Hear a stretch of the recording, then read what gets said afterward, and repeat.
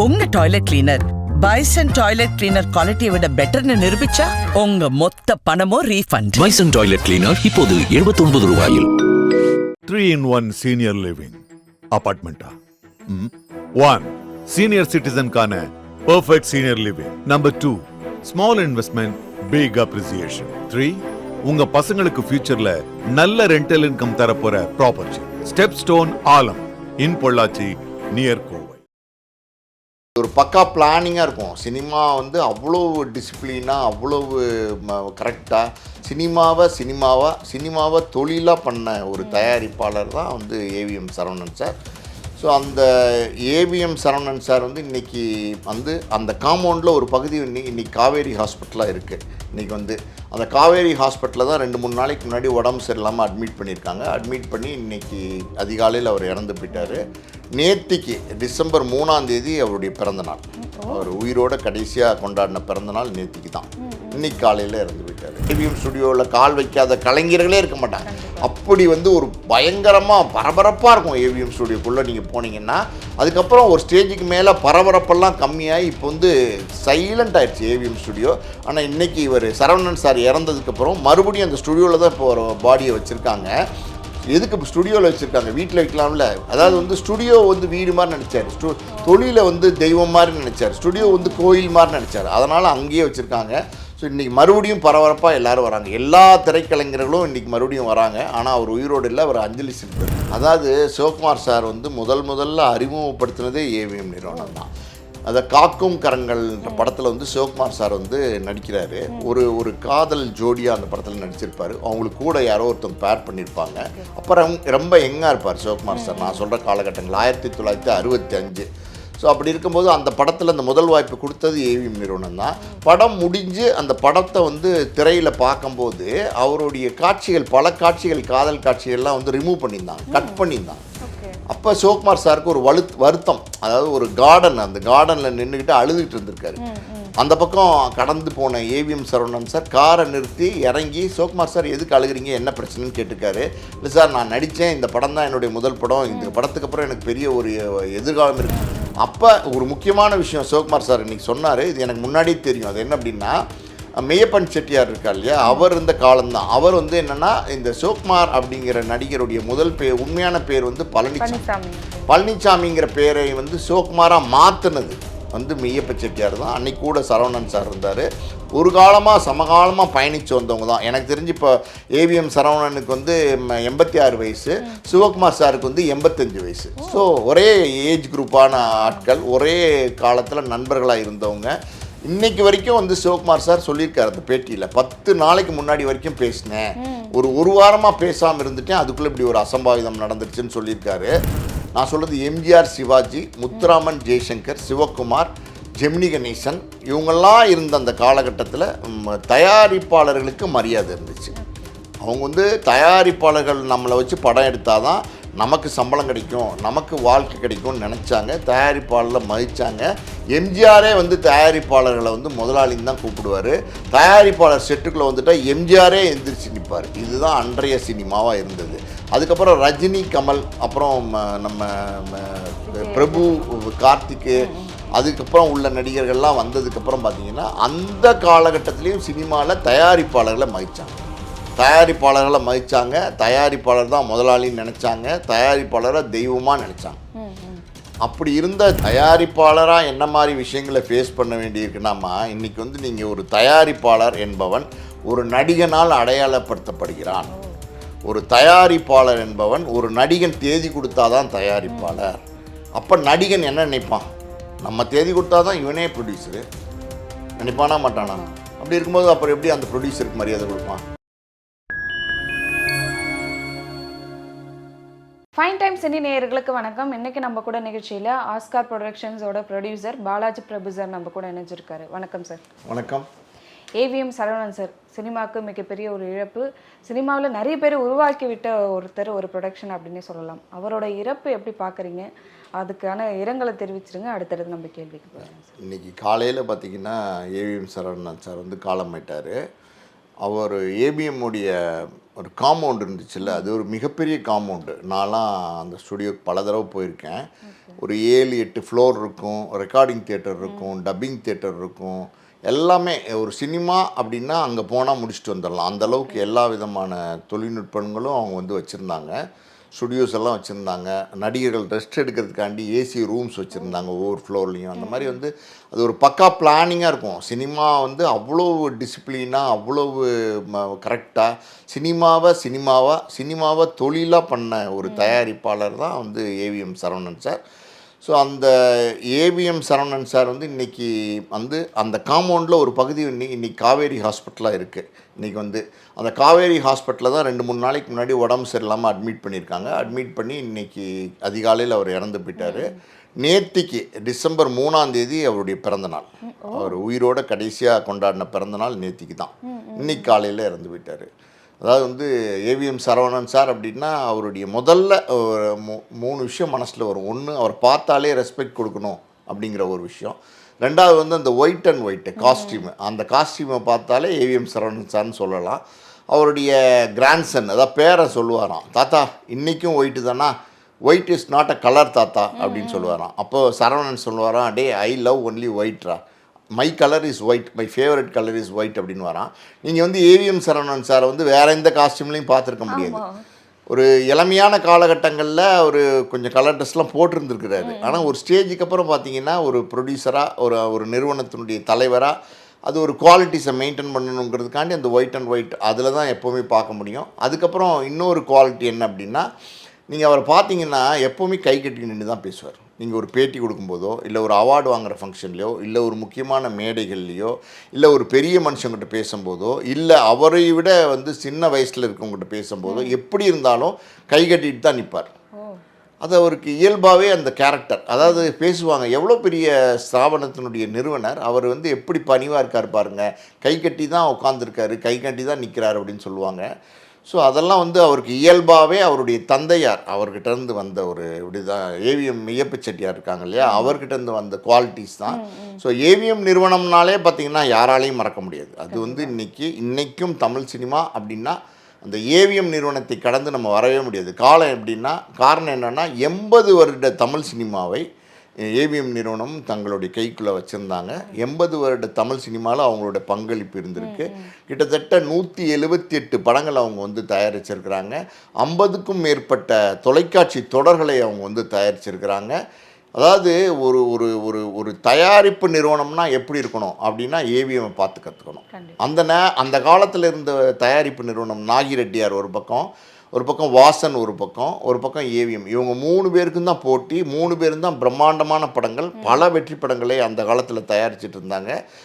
இவங்க நாகிரெட்டியார் அப்புறம் வந்து வாசன்லாம் ஒரு ஸ்டேஜுக்கு மேலே கொஞ்சம் கொஞ்சமாக தயாரிப்பை குறைச்சிக்கிட்டாங்க. ஆனால் ரஜினி கமல் வருகைக்கு அப்புறமும், விஜய் அஜித் வருகைக்கு அப்புறமும், சூர்யாவெல்லாம் வச்சு வந்து தயாரிச்சிருக்காங்க படம் அப்படின்னா பல காலமாக வந்து அவங்க வந்து திரை உலகத்தில் ட்ராவல் பண்ணியிருக்காங்க. ஸோ ஒரு பர்ஃபெக்ட் ஜென்டில்மேன் ஏவிஎம் சரவணன்.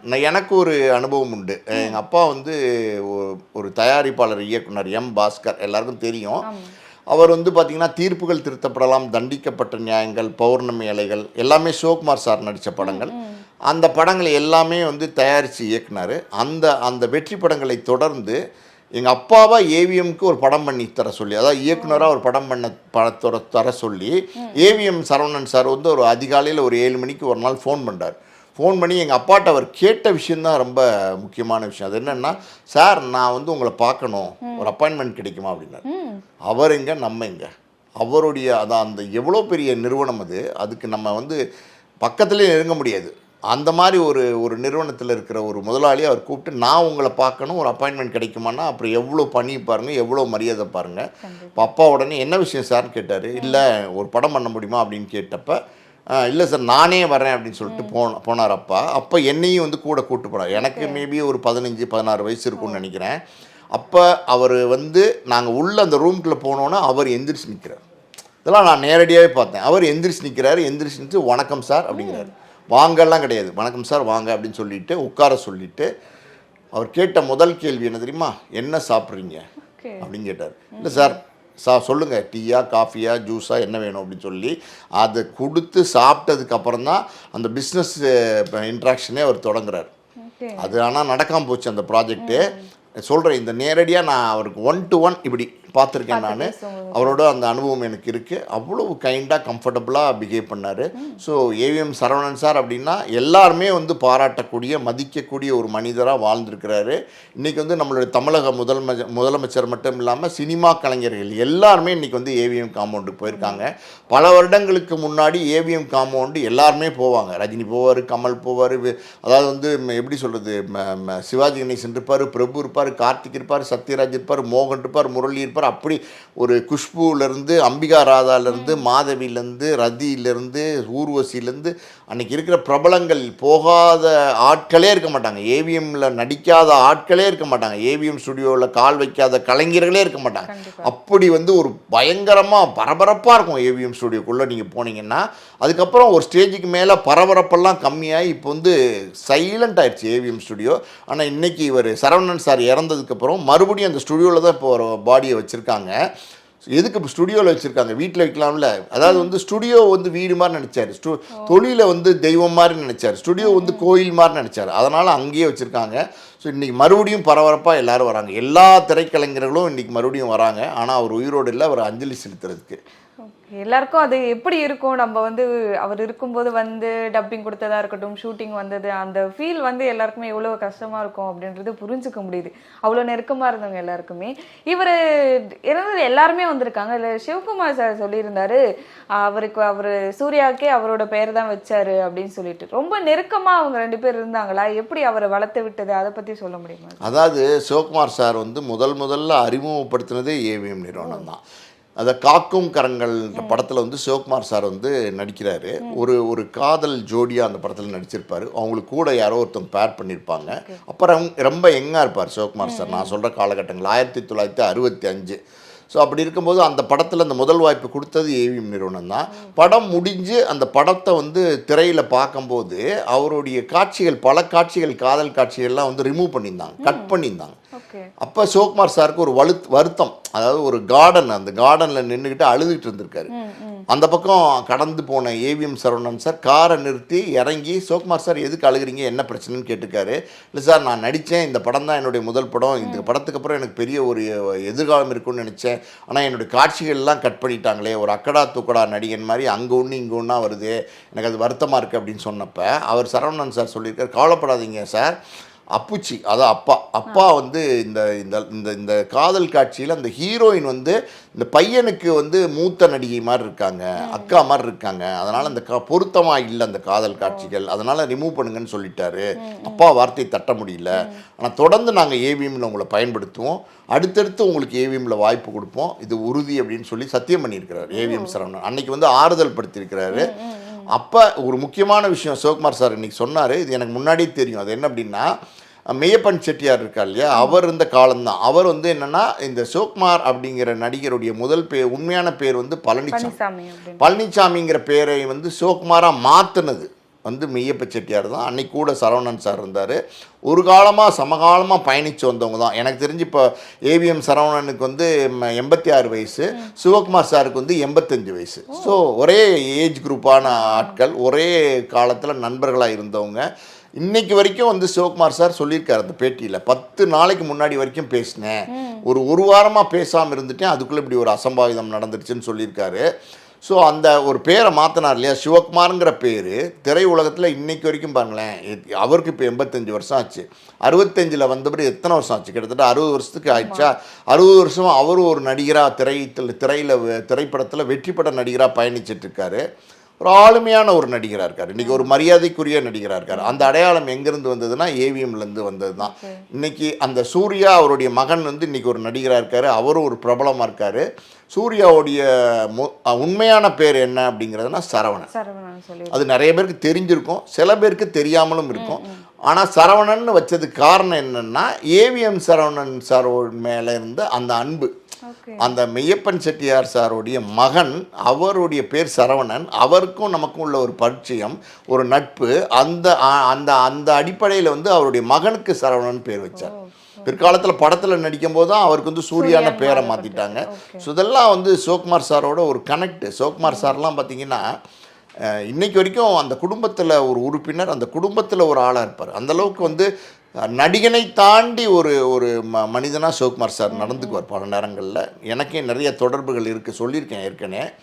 அதனால் அவர் அந்த வருத்தங்களை தெரிவிச்சிருக்காரு, வருத்தங்களை தெரிவிச்சிருக்காரு. Okay sir. இப்போ நிறைய பேர் வந்து அவங்களோட இரங்கலை தெரிவிச்சிட்டு இருக்காங்க ஏவிஎம் சரவணன் சார் அவர்களுக்கு. அவர் வந்து ஒரு சினிமாவிற்கு யார் உள்ளே வரணும், அது வந்து தொலைக்காட்சி தொடராக இருக்கட்டும் இல்லை நிகழ்ச்சியாக இருக்கட்டும், எதுவாக இருந்தாலும் வர வேண்டிய இடம் ஏவிஎம் தான்.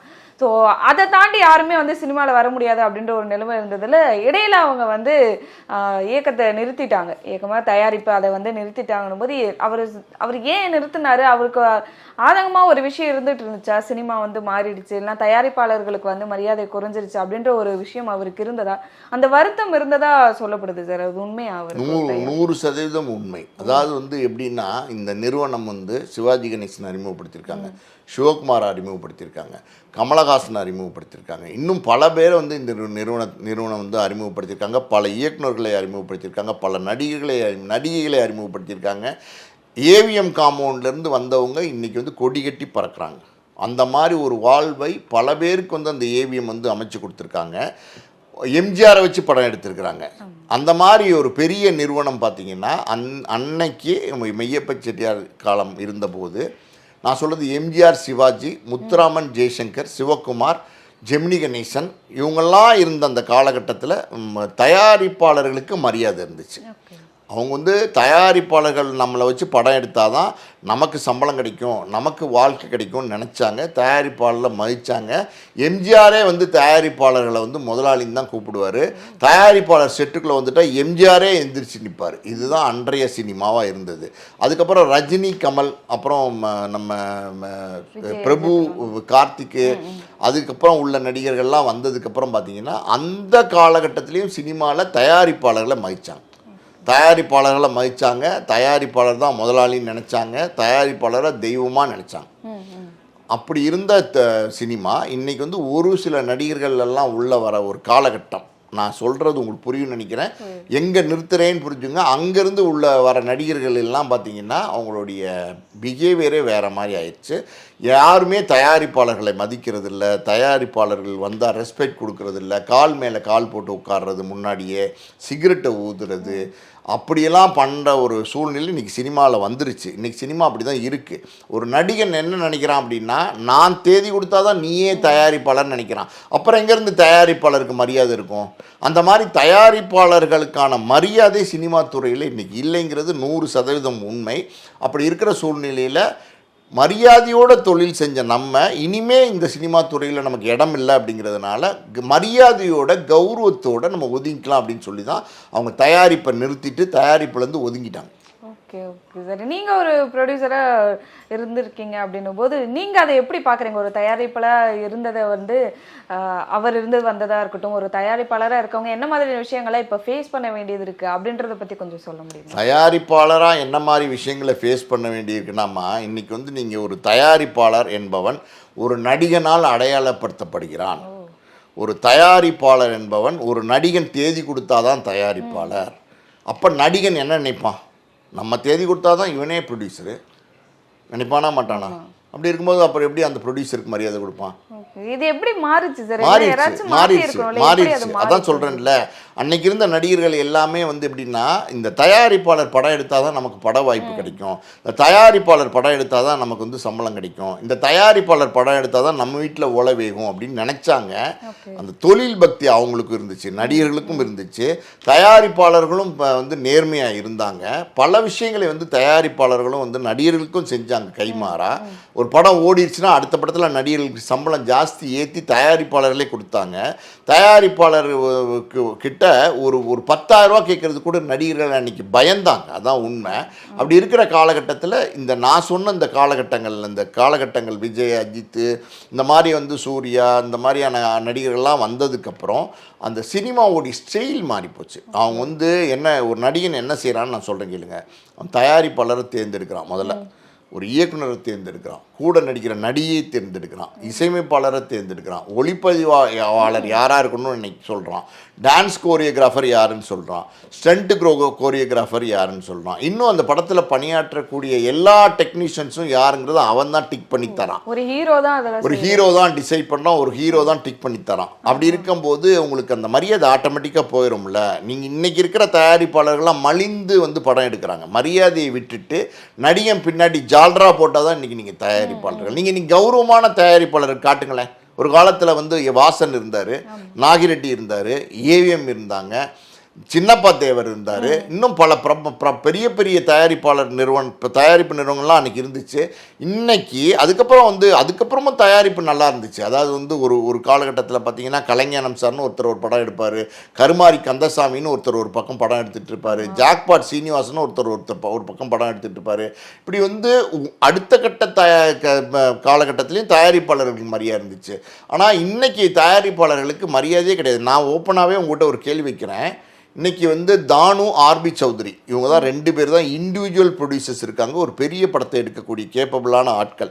இதை தவிர்த்து இன்றைக்கி வந்து கார்ப்பரேட் நிறுவனங்கள் அப்படின்னு எடுத்திங்கன்னா சன் பிக்சர்ஸ், ஏஜிஎஸ் இருக்கிறாங்க. அவங்க 2 பேரும் கார்ப்பரேட் நிறுவனங்கள், இண்டிவிஜுவல் தயாரிப்பாளர்கள் கிடையாது. ஓகேவா? அப்படி இண்டிவிஜுவல் தயாரிப்பாளர்கள் இன்னைக்கு மரியாதையோட படம் எடுத்துக்கிட்டு இருக்கிற தானு சார் மரியாதை எடுக்கிறாரு, ஆர்பி சௌத்ரி சார் மரியாதை எடுக்கிறாரு, சன் பிக்சர்ஸ், ஏஜிஎஸும் மரியாதை எடுக்கிறாங்க. ஆனால் கார்ப்பரேட் நிறுவனம் தனிப்பட்ட முறையில் ஒரு தயாரிப்பாளர் யாராவது விரல் விட்டு சொல்லுங்க, ஒரு 4 பேர் சொல்லுங்க. வெளியில தெரியாது, நீங்களே சொல்லுங்க யார் இருக்கா சார் இவங்கெல்லாம் ஆளுமையோட இன்னைக்கும் படம் எடுத்துட்டு தானே இருக்காங்க அப்படின்னு சொல்லுங்களேன். அன்னைக்கு ஒரு தேவர் இருந்தாரு சார், பேர் யாருமே அப்படி வெளியில வரவே இல்லை. இல்லை.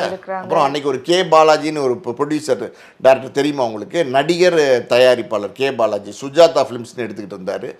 அந்த மாதிரி வந்து பிஎஸ் வீரப்பா படம் எடுத்தார். பல தயாரிப்பு நிறுவனங்கள், கல்தூன்னு ஒரு படம் எடுத்தார் அந்த ஒரு தயாரிப்பாளர்.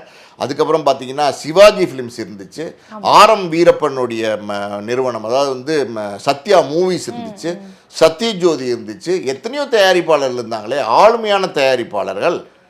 இன்றைக்கி சத்யஜோதி எடுக்கிறாங்க, 1-2 படங்கள் எடுத்துக்கிட்டு தான் இருக்கிறாங்க.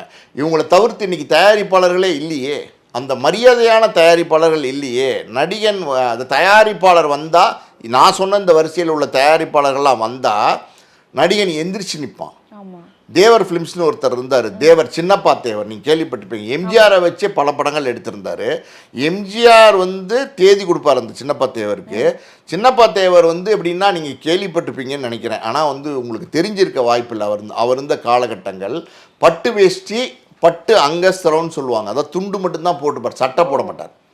நெத்தி ஃபுல்லாக பட்டை அடிச்சிருப்பார், நெஞ்சிலெல்லாம் பட்டை அடிச்சிருப்பார். அதாவது இந்த திருநீர் பட்டை கையில் அடிச்சிருப்பார். அவர் அப்படி நடந்து வருவார், செருப்பு போட்டு அப்படி நடந்து வருவார். அப்படி வந்தார்னாலே எல்லாரும் எந்திரிச்சு நிற்பாங்க. தேவரையா வந்துட்டார், தேவரையா, சின்னப்பா தேவர் வந்துட்டார். அப்படி ஒரு ஸ்பின் ட்ராப் சைலன்ஸாக மாறும். பணம், அதாவது வந்து ஒரு உதாரணம் சொல்கிறேன் கேளுங்க. அது நடிகர் பேர் மட்டும் மறந்து போச்சு. இங்கேருந்து ஃப்ளைட்டில் போயிருக்காரு, ஒரு ஹிந்தி ஒரு நடிகரை வந்து தன்னுடைய ஹிந்தி படத்துக்கு புக் பண்ணுறதுக்கு.